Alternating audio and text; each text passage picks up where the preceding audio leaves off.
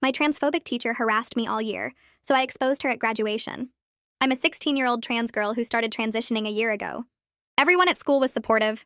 My classmates, other teachers, even the principal. Everyone except Mrs. Henderson, my AP history teacher. She was careful, never said anything when others could hear. She'd lean over my desk during tests, whisper the T slur in my ear. Called me confused. Said horrible things about my future. Once muttered that people like me don't last long. The worst part? She was smart about it. Always when we were alone, always deniable. When I tried reporting her, she convinced administration I was misinterpreting concern for harassment. But she made one mistake. She didn't know our state is a one-party consent state for recording. After her first comment, I started recording every class. Every whispered slur, every muttered threat. 11 months of audio files, all legal, all dated. I planned to give them to the principal after finals, but then I got chosen to speak at our end-of-year assembly. The theme was overcoming challenges. They wanted inspiring stories. I had one. The morning of assembly, I told the AV club I needed help with a multimedia presentation. They set up the sound system for my audio components. Mrs. Henderson sat in the front row with the other teachers, smiling her fake smile. I started my speech about resilience, acceptance, finding yourself. The audience was engaged.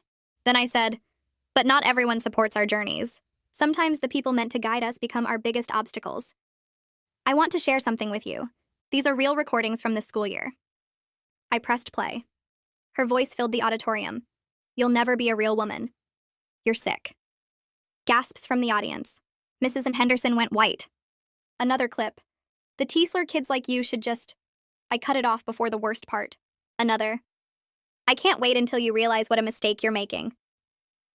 The principal stood up. Other teachers stared at Henderson in horror. Parents were pulling out phones. These are from my AP history class, I said calmly. Recorded legally in a one-party consent state. 11 months of daily harassment from someone who was supposed to teach me. Henderson tried to leave. Security blocked her path. The principal had motioned to them. I didn't come here for revenge, I continued. I came here to show you that discrimination still exists, even in places that claim to be safe. I tried reporting this. Nothing happened. So I documented everything. I looked directly at Henderson. You said people like me don't last long. Well, I'm still here. Still thriving. Still headed to Berkeley next year with a full scholarship. The audience erupted in applause. Someone started chanting my name. Henderson was escorted out by security and the principal. But here's what nobody knew yet. The real revenge wasn't the public humiliation. While I was speaking, my lawyer was filing a civil rights lawsuit against the district. Those recordings weren't just embarrassing, they were evidence. The district's failure to act after my initial complaints made them liable. My phone buzzed. A text from my lawyer. Superintendent just called. They want to settle. 7 figures. Henderson was fired that afternoon. Lost her teaching license by the end of the week. The settlement paid for my entire college education and then some. But the best part happened a month later. I got an email from a student at Henderson's previous school. Thank you. She did the same to me, but I never had proof. Because of you, 5 more students came forward. She's facing criminal harassment charges now. Last week, I saw Henderson at the grocery store. She was working as a cashier. When she saw me, she switched registers. I didn't say anything. Didn't need to. We both knew she'd tried to break me and instead broke herself. But yesterday, something unexpected happened. I got a letter. No return address, but I recognized the handwriting. I know you'll never forgive me. I don't deserve it. But you should know, after everything fell apart, I finally asked myself why I hated you so much.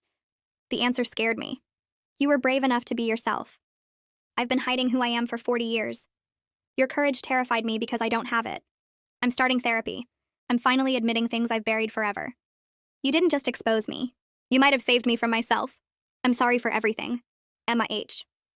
Attached was a photo. Henderson at a Pride event holding a sign, former teacher learning to do better. The sign in her other hand made me drop my phone. It reads, I was wrong. Trans youth deserve better.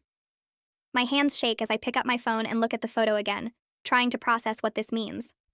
The woman who whispered slurs at my desk now stands at Pride holding signs about supporting trans kids. My brain can't connect these 2 versions of the same person. I keep staring at the photo, zooming in on her face, looking for signs this is fake or photoshopped. But the image quality is too clear and the lighting too natural. The pride flags in the background match the ones from our local community center's annual event. This is real. Henderson really went to Pride. Henderson really held those signs. I sit down on my bed because my legs feel weird and shaky. The letter sits next to me, her handwriting somehow making this more real than any typed apology could be. She admitted she hated me because I had courage she never found in 40 years. She said my bravery scared her. I read that line 5 times, trying to understand how someone's courage could make another person cruel.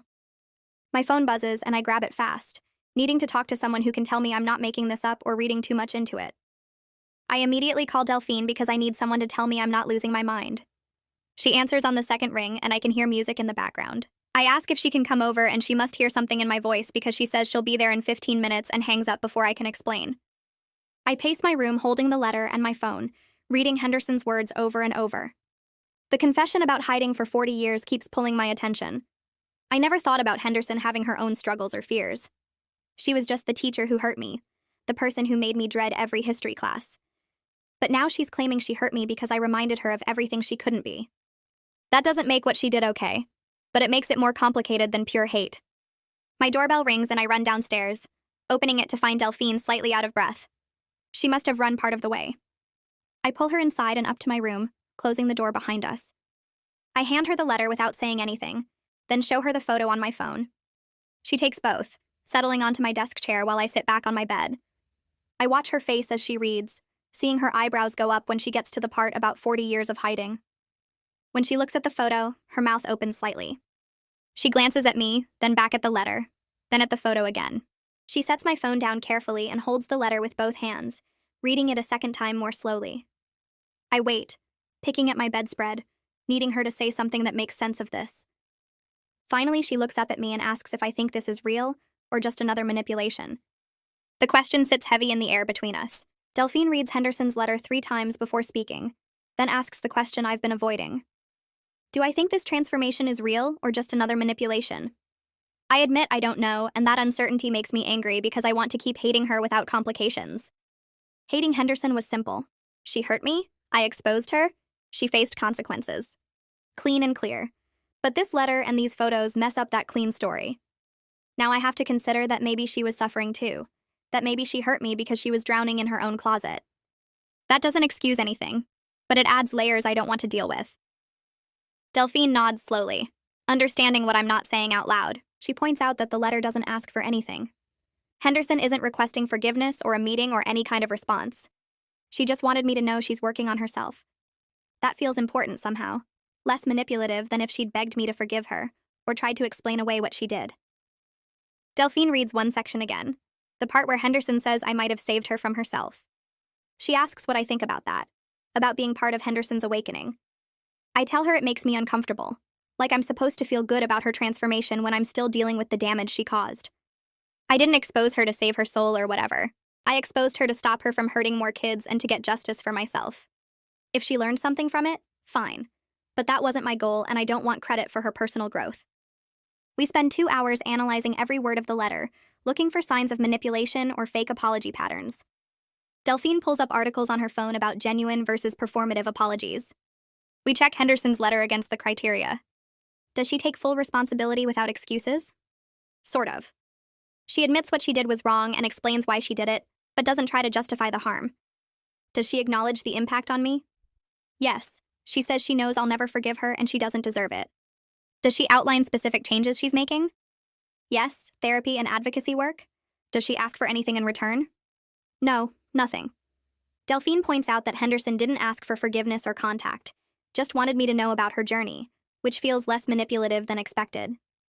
We talk about how easy it would have been for Henderson to send this letter with her phone number or email, asking to talk or meet for coffee. But there's no return address, no contact information, no request for anything from me. That feels significant. I pull up social media on my laptop and search for Henderson's name. Finding her Facebook profile still exists but is mostly private now. Her profile picture shows her at what looks like a community event, smiling naturally instead of that fake teacher smile I remember. Delphine leans over to look, pointing out that Henderson could have deleted all her social media to hide, but instead she's keeping it up and apparently using it to document her advocacy work. We find her listed as attending several upcoming LGBTQ events in the area. This isn't someone trying to lay low and hope everyone forgets. That night I can barely sleep, my mind cycling between the teacher who whispered slurs at my desk and the person holding a pride sign. I keep thinking about her confession that my courage terrified her because she'd been hiding for 40 years. 40 years. I'm only 16. She spent more than twice my entire lifetime hiding who she was, and I just got to be myself after 1 year of transition. I try to imagine living in fear for 4 decades, pretending to be someone else every single day, and I can't wrap my mind around it. That kind of hiding would destroy a person from the inside. Maybe that's what happened to Henderson. Maybe all that self-hatred had to go somewhere, so she aimed it at me because I represented everything she wanted to be, but couldn't let herself become. I roll over in bed, punching my pillow into a different shape, trying to get comfortable, but comfort feels impossible when my brain won't shut up. Part of me wants to feel sorry for Henderson, wants to see her as a victim of internalized homophobia or transphobia or whatever was eating her alive. But another part of me, the part that still remembers her breath on my ear as she called me sick and confused, that part refuses to let sympathy override anger. She hurt me. She made me afraid to go to class. She made me question myself even though I knew I was right about who I am. 40 years of hiding doesn't erase 11 months of harassment.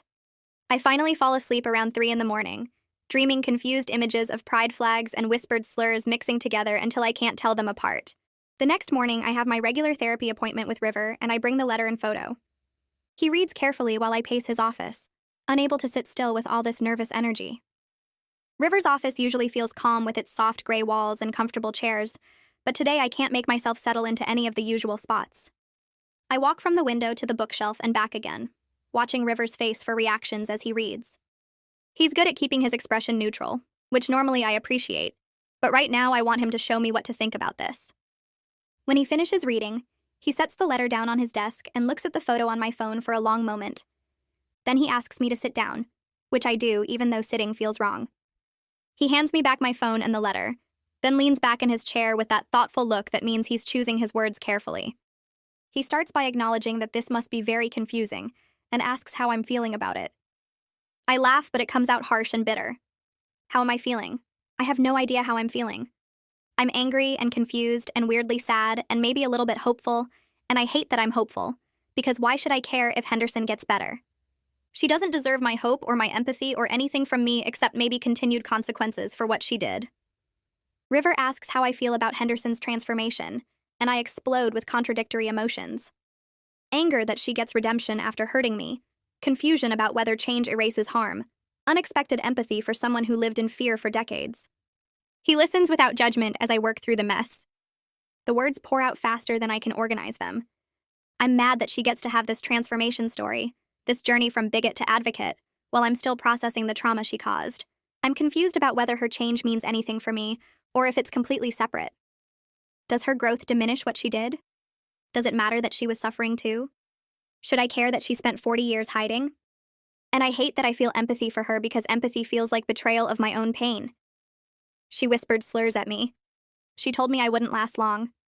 She made me feel unsafe in a place I had to be every day. But she also lived in a closet for 40 years, hating herself so much that she projected it onto me. Both things are true, and I don't know how to hold both truths at the same time. River nods throughout my rant, not interrupting, just letting me get it all out. When I finally run out of words and slump back in my chair, he asks if I think those contradictory feelings can coexist. Can I be angry about what she did and also recognize she was suffering? Can I refuse to forgive her while still hoping she becomes better? I think about it and realize maybe I can. Maybe feelings don't have to be simple or make sense. During therapy, River helps me understand that Henderson's growth doesn't diminish what she did to me, and I don't owe her forgiveness just because she's changing. He reminds me that my healing is separate from her redemption arc, which feels like permission to have complicated feelings. He explains that sometimes people want to link perpetrator change with victim forgiveness, like one requires the other, but that's not true. Henderson can do all the therapy and advocacy work in the world, and I still never have to forgive her. Her transformation is about her becoming a better person, not about erasing what she did to me. My healing is about me processing what happened and moving forward, not about whether she learned her lesson. These are parallel journeys that don't have to intersect. I ask if it's okay to be glad she's changing while still being angry about the past. River says yes, that's actually healthy. Holding both feelings means I'm not denying reality. The reality is, she hurt me badly and she's apparently trying to change. Both are true. I can acknowledge her effort without absolving her of responsibility. I can hope she never hurts another kid without having to welcome her back into my life. River asks what I want to do with the letter and photo. Do I want to respond? Do I want to investigate further? Do I want to ignore it? I tell him I don't know yet, but I think I need to find out if her transformation is real before I decide anything else. I decide to research whether Henderson's claims are true before deciding anything. I search social media and local LGBTQ organizations, looking for evidence of her Pride event attendance and advocacy work. I start with Facebook, finding Henderson's profile and clicking through to her public posts. There aren't many, but the ones that exist show her at various community events over the past few months. One photo shows her at a town hall meeting about LGBTQ rights, sitting in the audience with a notebook. Another shows her volunteering at a food bank that specifically serves homeless LGBTQ youth. The posts don't have long captions, just simple tags and location markers, which actually makes them feel more real. If she was performing for attention, wouldn't she write more? I move to Instagram and find a tagged photo of her at Pride, the same event from the picture she sent me. The post is from the official Pride organization account, showing volunteers and supporters. Henderson is visible in the background of several photos, always holding signs, always engaged. I search for the local LGBTQ youth center she mentioned in her letter and find their website. They have a volunteer page listing current helpers by first initial and last name. M. Henderson is listed under regular volunteers, with a note that she helps with administrative tasks and community outreach. I click through to their event photos and find her in multiple pictures from different months. I find Henderson's name listed as a volunteer at the local LGBTQ youth center, and there are photos from 3 different Pride events over the past 4 months. She's consistently present, not just performing for one photo, which surprises me. In one picture from April, she's helping set up chairs before an event. In another from May, she's manning an information table with pamphlets about LGBTQ resources. The June Pride photo is the one she sent me, but there are others from the same event showing her throughout the day, not just posing for one shot. In July, she's at a different Pride celebration in a nearby town, again holding supportive signs and talking to attendees. The consistency surprises me because it would be easy to show up once, take a photo, and claim transformation. But 4 months of regular volunteering and multiple events suggest something more sustained. I find a blog post on the youth center's website written by someone with the initials MH, posted 6 weeks ago. The post talks about confronting internalized prejudice and the importance of older LGBTQ people showing up for youth. It discusses the damage that closeted adults can do when they project their self-hatred onto kids who are brave enough to be themselves. The post doesn't name me, but the references are obvious enough that I know she's writing about our situation. Reading her words about being confronted with her own cowardice through my courage makes my chest feel tight and strange. I scroll down through the blog posts and find one from 5 weeks ago with the title, Confronting What I Buried. The author is listed as MAH, and I click it open with my heart beating faster than I want it to. The first paragraph talks about spending decades hiding from yourself, about how much energy it takes to hate who you are. Then it gets specific. I spent 40 years projecting my self-hatred onto students who had the courage I lacked. I told myself I was protecting them from mistakes, but I was really punishing them for being brave. The next section describes what it feels like when someone forces you to see yourself clearly. A brave student who held up a mirror I couldn't ignore showed me exactly what I'd become. The person in that reflection horrified me, not because of what they revealed about that student, but because of what they revealed about me. Reading those words makes my chest feel weird and tight. I'm part of her origin story now, the catalyst for her supposed transformation, and I hate how that feels. I didn't expose her so she could have some redemption arc where I become a plot device in her journey. I exposed her because she hurt me and I wanted her to stop hurting other kids. The blog post continues with details about starting therapy and joining LGBTQ support groups, about learning to accept herself after 40 years of denial. She writes about volunteering at the youth center because she wants to protect kids instead of harming them.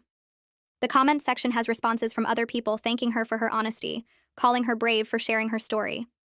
Someone wrote that it's never too late to change, and another person said her transformation gives them hope. I close my laptop harder than necessary and sit there staring at the wall. Delphine texts me asking if I'm okay, and I realize I've been sitting here for over an hour just thinking about Henderson's blog post. I call her instead of texting back because I need to actually talk to someone about this. She answers on the second ring and asks what's wrong before I even say anything. I tell her about the blog post and how Henderson referenced me without naming me, how I'm now apparently the brave student who saved her from herself. Delphine listens quietly while I talk, not interrupting even when I start rambling about how uncomfortable it makes me feel. When I finally stop talking, she's quiet for a few seconds before speaking. She suggests I talk to Mara, one of the other students who came forward after my assembly. Mara dealt with Henderson's harassment for 2 years before I even had her as a teacher, so she might have perspective on whether Henderson deserves this transformation story or if it's just more manipulation. I hadn't thought about reaching out to Mara, but Delphine's right that she would understand these complicated feelings better than anyone. I asked Delphine if she has Mara's number, and she says she'll text it to me right now. 2 minutes later, my phone buzzes with a contact labeled Mara Kobayashi and a message from Delphine saying she already texted Mara that I might reach out. I stare at the number for a while before actually typing a message. I keep it simple, just saying I'm the girl from the assembly, and I got Henderson's letter, and I'm having complicated feelings about it. I ask if she'd be willing to meet up and talk about it sometime. Mara responds within 5 minutes saying yes, she'd been hoping to talk to me anyway. We agree to meet at a coffee shop downtown the next afternoon. I spend the rest of the evening trying not to think about the meeting, but my brain won't cooperate. I keep imagining different versions of the conversation, wondering if Mara will think I'm stupid for even considering that Henderson's transformation might be real. The next day, I get to the coffee shop 15 minutes early and order an iced coffee I don't really want, just so I have something to do with my hands. Mara walks in exactly on time, and I recognize her from the hallway at the school, even though we never actually talked. She's wearing a faded band t-shirt and has her hair pulled back in a messy bun. She spots me and walks over, sliding into the chair across from me without any awkward greeting. I pull out my phone and show her Henderson's letter, then the photos from the Pride events. She takes my phone and reads the letter slowly, her jaw getting tighter with each paragraph.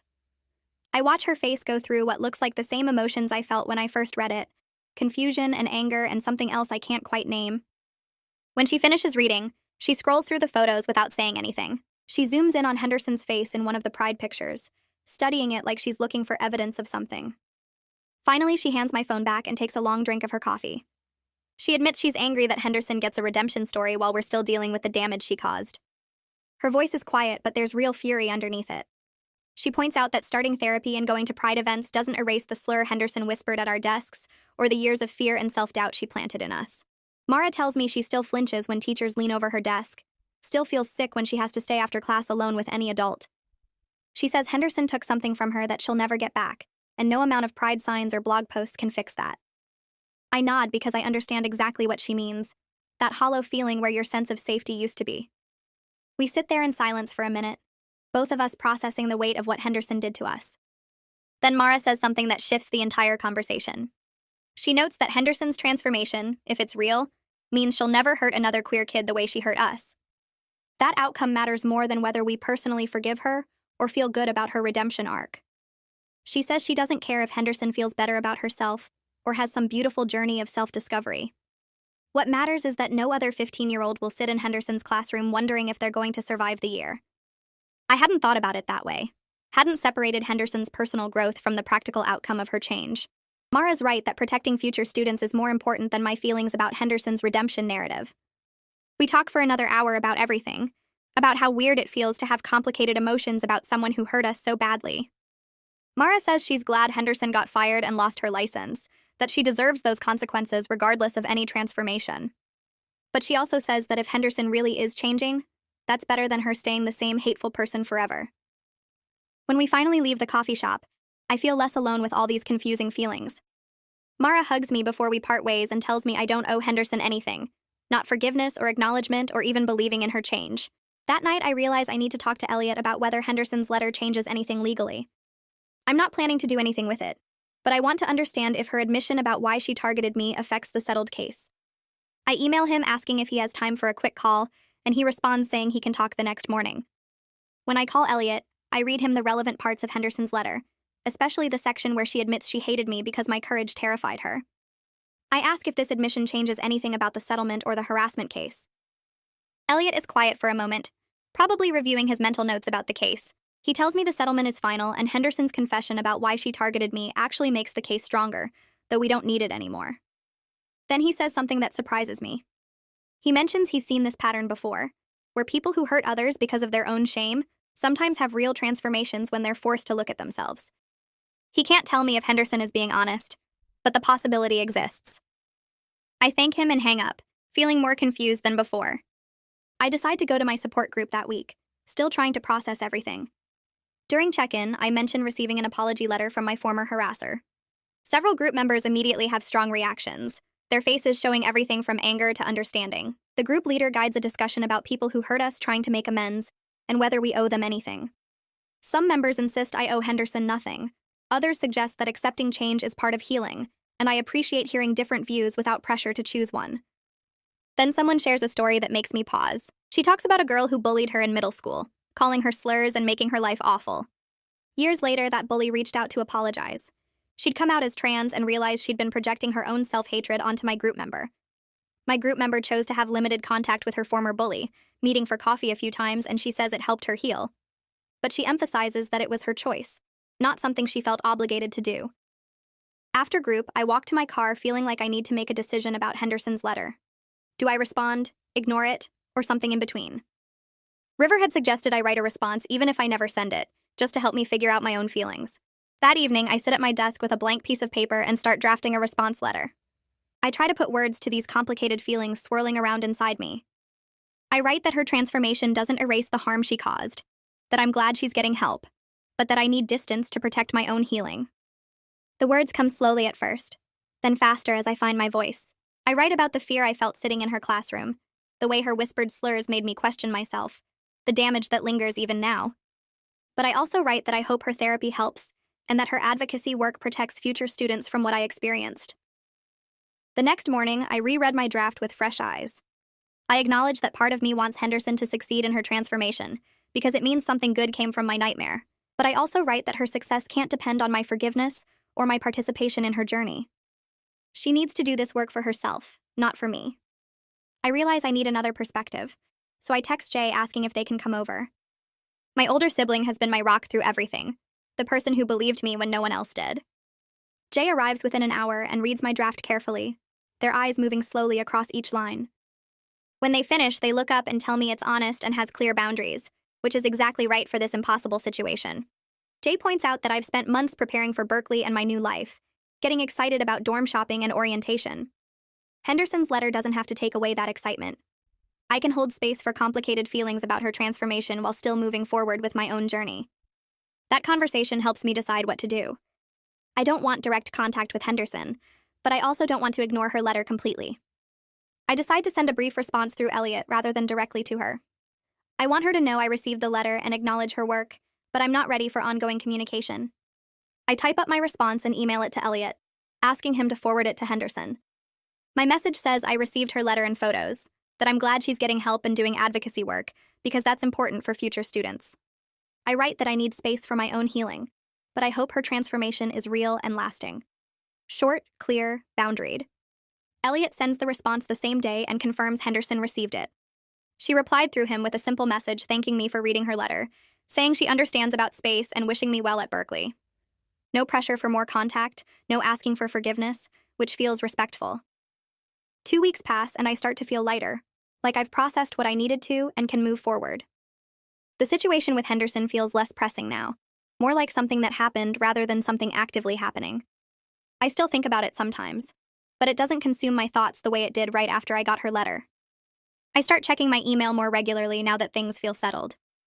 One morning, a message from Raina at the LGBTQ+ Youth Center pops up asking if I'd speak at their summer event about advocacy and standing up for yourself.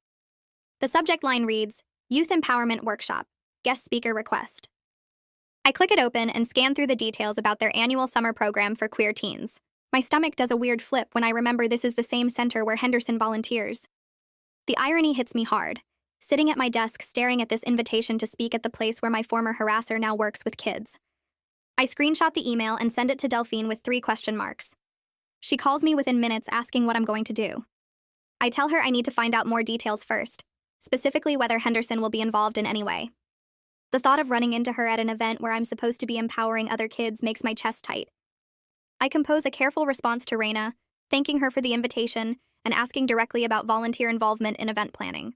I don't mention Henderson by name, but I make it clear I need to know who will be present before I commit. Raina replies within an hour, and her message is thoughtful and direct. She confirms Henderson volunteers with their younger kids program on weekday afternoons, but won't be at the youth empowerment event, which happens on a Saturday. She adds that they've kept my potential involvement confidential to avoid any awkwardness, and the volunteer schedule is arranged so our paths won't cross. I read her response 3 times, appreciating how carefully the center has thought this through. It makes me feel protected rather than like I'm causing problems by having boundaries. I talk it over with Delphine that afternoon at her house, Sprawled across her bedroom floor with notebooks and college prep materials scattered around us, she points out that I've been wanting to do advocacy work for months, and Henderson's presence at the center shouldn't stop me from helping other queer kids. I know she's right. I've spent so much time processing Henderson's transformation and my feelings about it, but my own path forward matters more than avoiding places she might be. I email Raina back that evening and accept the speaking invitation. The event is in 3 weeks, giving me time to prepare something meaningful. I tell Raina I want to focus on practical steps other kids can take if they face discrimination, the concrete actions that helped me survive and eventually expose what Henderson did to me. Preparing my speech takes over my free time for the next 2 weeks. I sit at my desk with legal pads covered in notes about documentation, knowing your rights, building support systems, and refusing to stay silent when adults fail you. I want to give these kids actual tools, not just inspirational platitudes about being strong. I outline the recording laws in our state, how I researched them carefully before starting to document Henderson's harassment.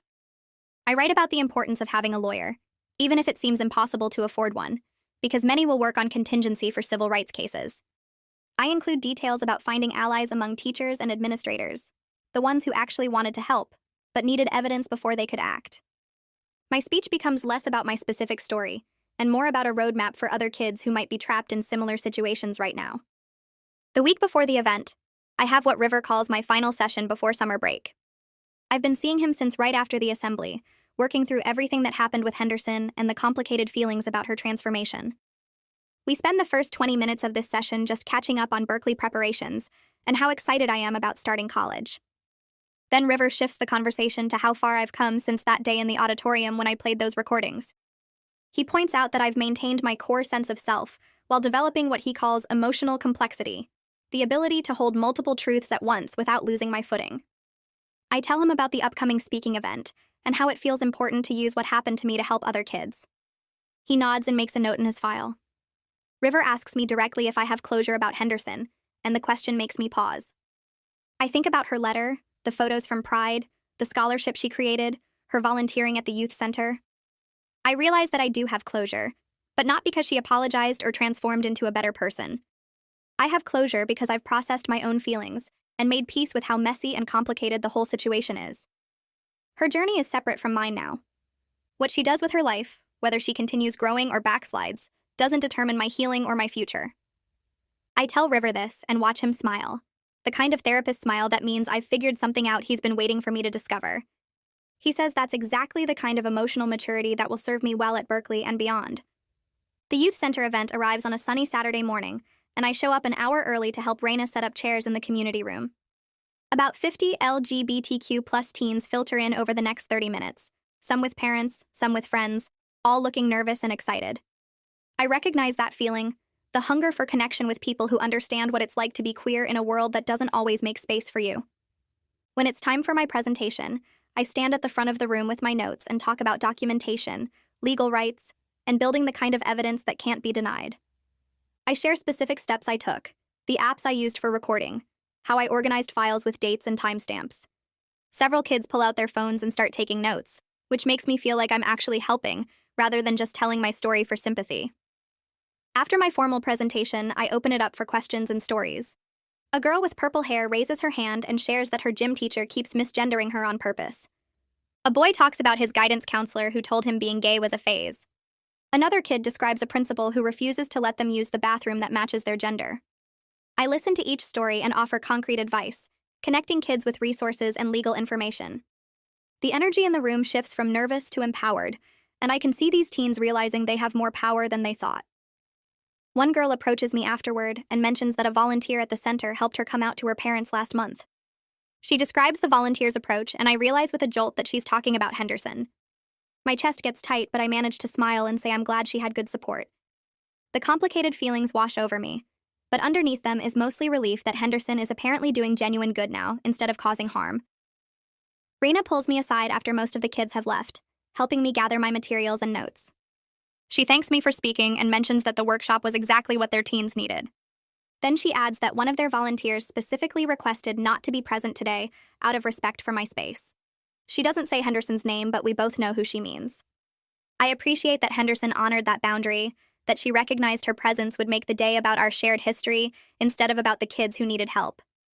It feels like growth, Like she understands that her transformation work doesn't entitle her to access to me or my space. I thank Raina for handling everything so thoughtfully and promise to stay in touch about future advocacy opportunities. The next few weeks blur together with Berkeley preparation taking over my life. I spend hours shopping for dorm supplies with my mom, filling carts with bedding and storage containers and desk organizers. My future roommate and I connect through the housing portal and start messaging constantly, sharing music playlists and discussing how we want to arrange our room. Virtual orientation sessions fill my calendar with information about campus resources, academic expectations, and student organizations. The excitement of starting college feels clean and uncomplicated, not weighed down by the Henderson situation anymore. I'm moving forward into my own life, and that life is full of possibilities that have nothing to do with my former teacher or what she put me through. Berkeley represents a fresh start where people will know me for who I am now, not for the girl from the viral assembly video. My lawyer sets up the settlement money in a trust that handles all my college costs and living expenses for the next 4 years. I sign the paperwork at his office, watching him explain how the funds will distribute automatically each semester. The numbers still feel unreal when I see them written out. Henderson's harassment bought me complete freedom to focus on the school without worrying about money or student loans. I can pick any major I want, take unpaid internships, study abroad if I choose. The irony sits heavy in my chest. She tried to destroy my future and instead gave me one without financial limits. I thank my lawyer and leave his office carrying copies of the trust documents, thinking about how sometimes the worst things lead to unexpected gifts. I text Mara asking if she wants to get coffee before we both leave for college. She responds within minutes saying yes, and we meet at the same cafe where we first talked about coming forward after my assembly. The place feels different now, lighter somehow, like we're not carrying the same weight we brought here months ago. She orders an iced latte, and I get hot chocolate even though it's summer. We sit at a corner table, and she pulls out her phone to show me photos of her dorm room at NYU. I show her my Berkeley housing assignment, and we compare roommate bios, laughing about the weird questions the housing survey asked. Then the conversation shifts, and we're talking about Henderson without planning to. Mara says she's been thinking about how much she's grown since everything happened. She mentions that she used to let Henderson's voice play in her head constantly, questioning herself, doubting her worth. Now when those thoughts come up, she can recognize them as Henderson's poison instead of truth.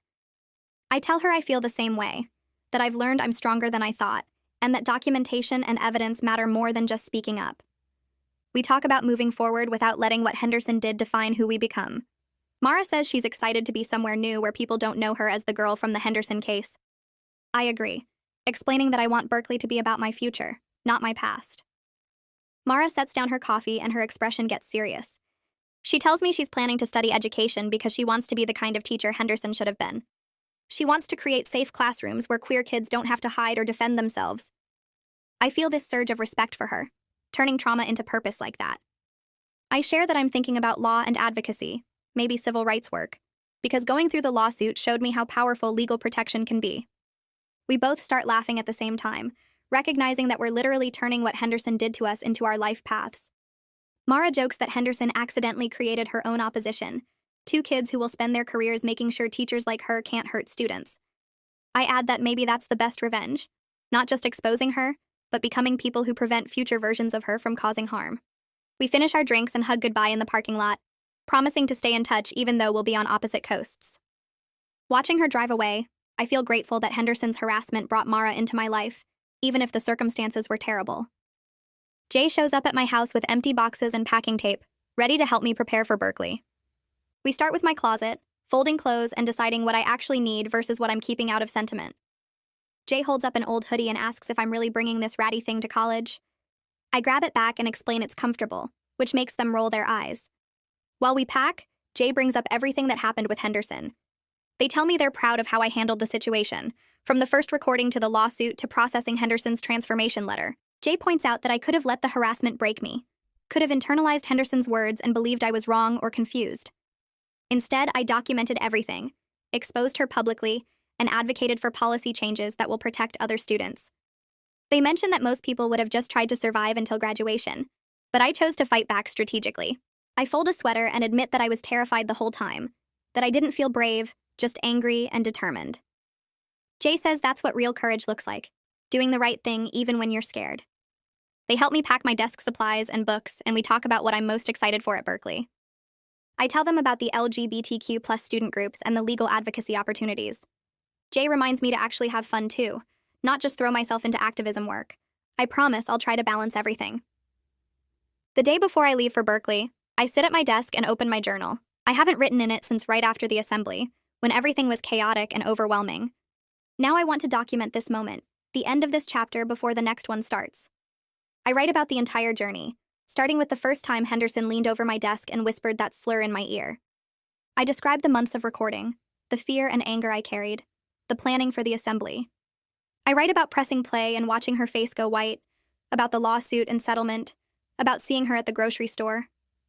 Then I write about her letter and the pride photos, about processing her transformation, and deciding what boundaries I need. As I write, something shifts in my understanding.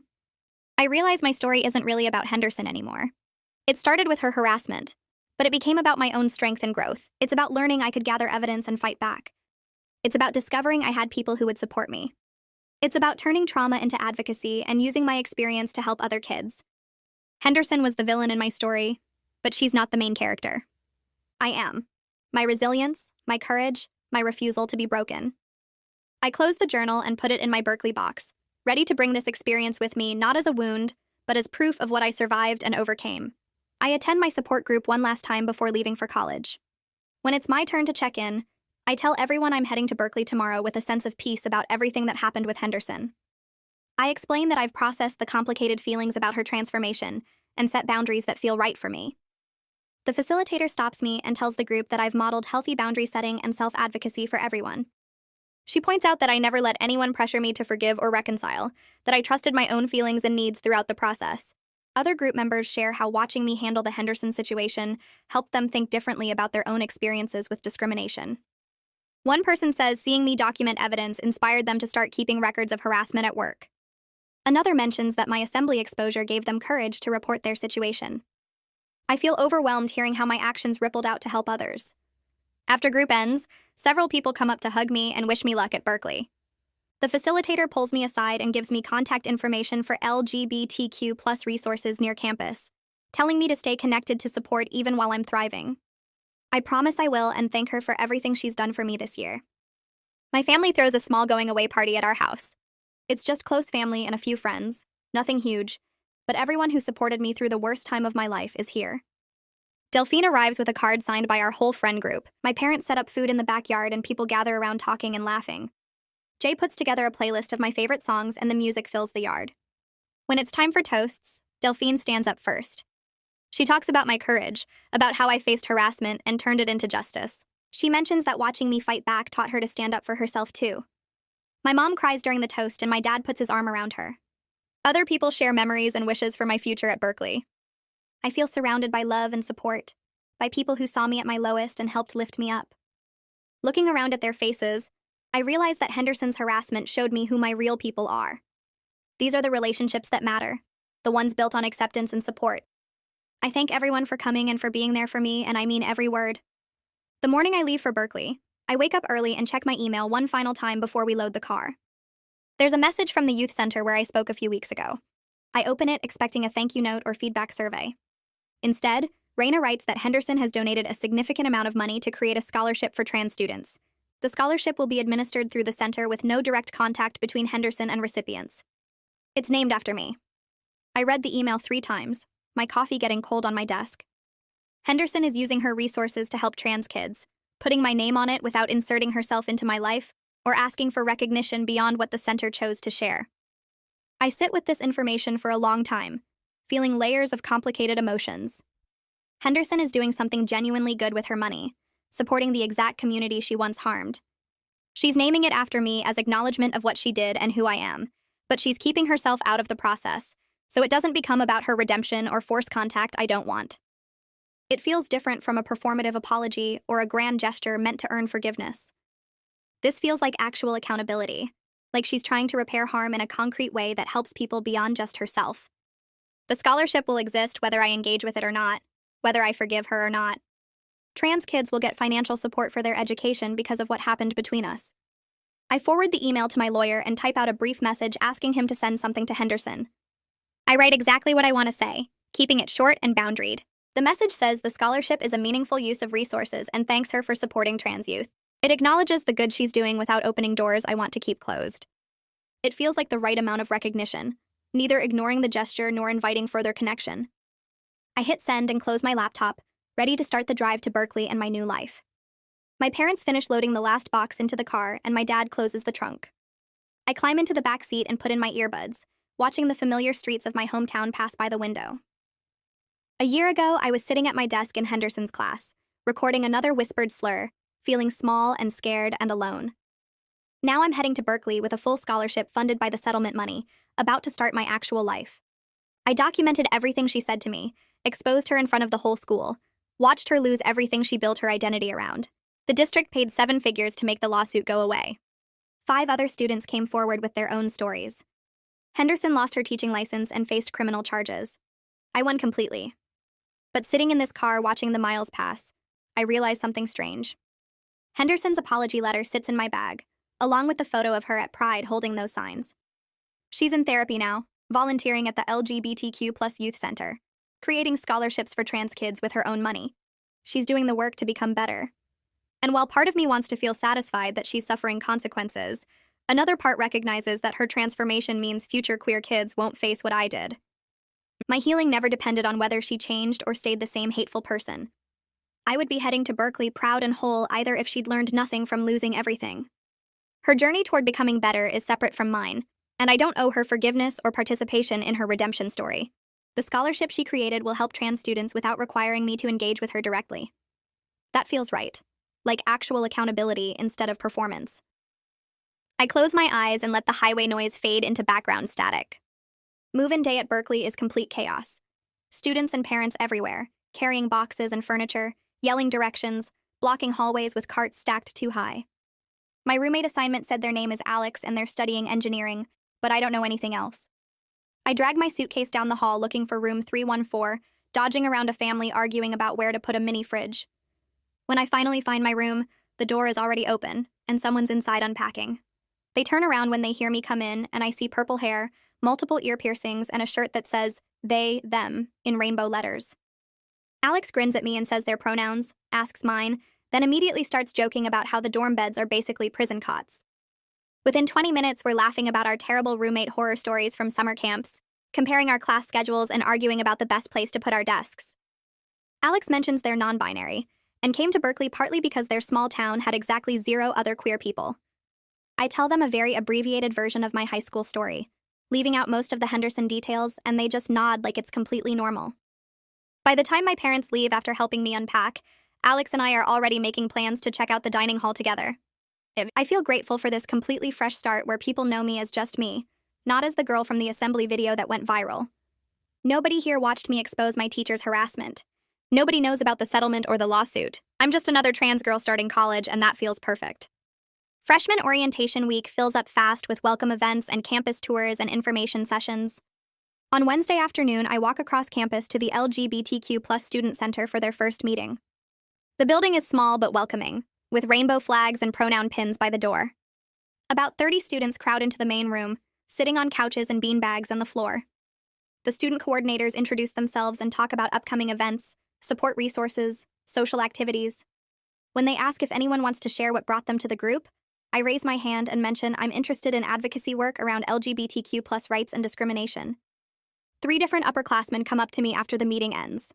One tells me about a legal advocacy group on campus that helps students facing housing discrimination and harassment. Another mentions a student lobbying organization working on state-level policy. The third invites me to a planning meeting for Berkeley's Spring Pride event. I leave the center with 4 new phone numbers and 3 meeting times written in my planner, feeling like I just found my people. The legal advocacy group meets in a basement classroom in the law school building. About 15 students sit around a conference table, most of them undergrads, but a few law students too. The coordinator explains they take cases from LGBTQ+ students dealing with discrimination in housing, employment, or campus services, then help them document everything and connect with lawyers if needed. When I mention my experience with recording evidence and working with my lawyer on the civil rights case, several people lean forward with interest. A law student asks detailed questions about the documentation process, what made my evidence legally solid, how I knew my rights under state recording laws.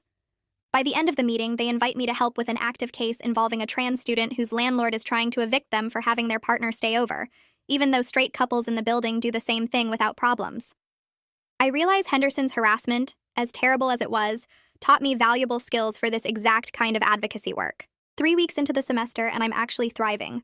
My classes are challenging but interesting, especially my Introduction to Law seminar, where we analyze real civil rights cases.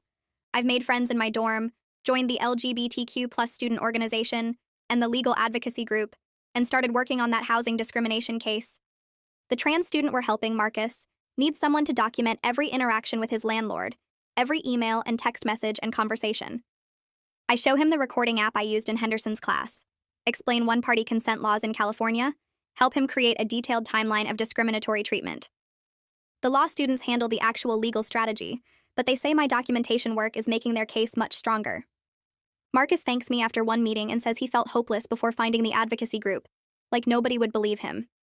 I tell him I know exactly that feeling, and that's why documentation matters so much. When I get back to my dorm that night, Alex asks how the advocacy meeting went, and I realize I just spent 3 hours doing legal work without thinking about Henderson once. An email arrives from the youth center back home. Raina writes that they've selected the first recipient for the scholarship Henderson created. Her name is Sophia, she's 15, and she faced harassment at her middle school after coming out as trans. The school administration didn't take her complaints seriously until her parents threatened legal action. Now she's starting high school, and the scholarship will help pay for a private school that actually has LGBTQ+ protections. Raina attaches a photo of Sophia holding an acceptance letter, smiling huge. I stare at that photo for a long time, feeling complicated emotions. Henderson's money, earned during years of teaching while she was hurting queer kids, is now helping a trans girl get education in a safer environment. Something genuinely good is coming from what happened between us.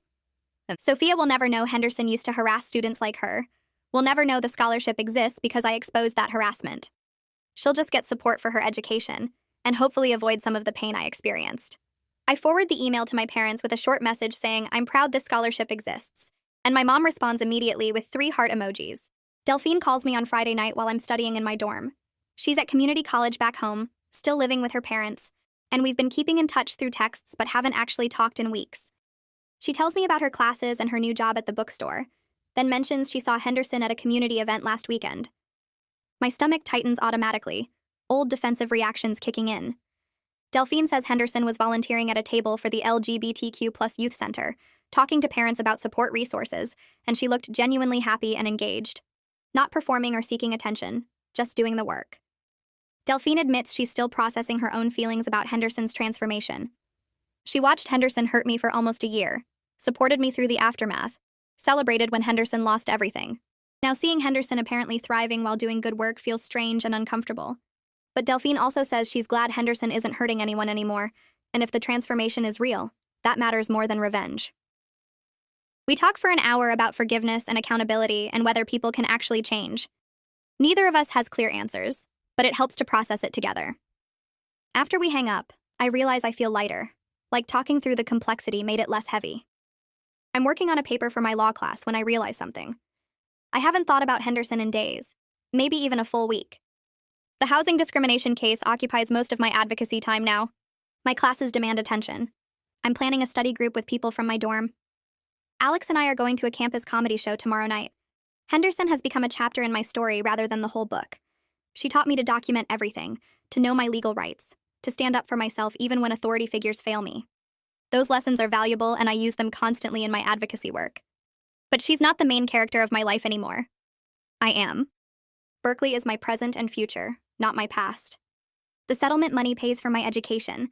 The skills I learned help other students facing discrimination, and I'm building exactly the life I want. Henderson's transformation might be real and might help other queer kids, and that's good, but it exists completely separate from my own healing and growth. I don't need her redemption to be whole. I already am. My Introduction to Law professor hands back papers on Friday afternoon, and mine has an A+ circled in red at the top. Underneath, she wrote a note asking me to stay after class. I pack my stuff slowly while other students file out, wondering if something's wrong despite the grade. She waits until everyone leaves, then smiles and tells me my paper on documentation and legal rights in harassment cases was the best student work she's read in 5 years of teaching this course. She says I have a natural understanding of civil rights law and asks if I've considered specializing in that field. I admit I've been thinking about it since working with the legal advocacy group on campus. She gives me contact information for 3 civil rights attorneys she knows and suggests I reach out about summer internships. Walking back to my dorm, I feel this weird sense of rightness. like all the horrible stuff with Henderson is actually leading me towards something meaningful. Berkeley's Pride event happens in April, and I go with my roommate and a bunch of people from the LGBTQ plus student organization. We take the BART into San Francisco, and the streets are packed with thousands of people wearing rainbow everything, holding signs, dancing to music from giant speakers. I've been to small Pride events back home, but nothing like this. Everywhere I look, there are queer people just existing openly, celebrating, being themselves without fear or apology. My roommate grabs my hand, and we push through the crowd toward the parade route, and I feel this overwhelming joy bubbling up in my chest. I think briefly about Henderson spending 40 years hiding who she was, living in fear and shame, and I feel grateful that I never have to live that way. I get to be young and out and surrounded by my community in a city that celebrates us. Someone hands me a trans flag, and I wave it over my head, feeling completely free.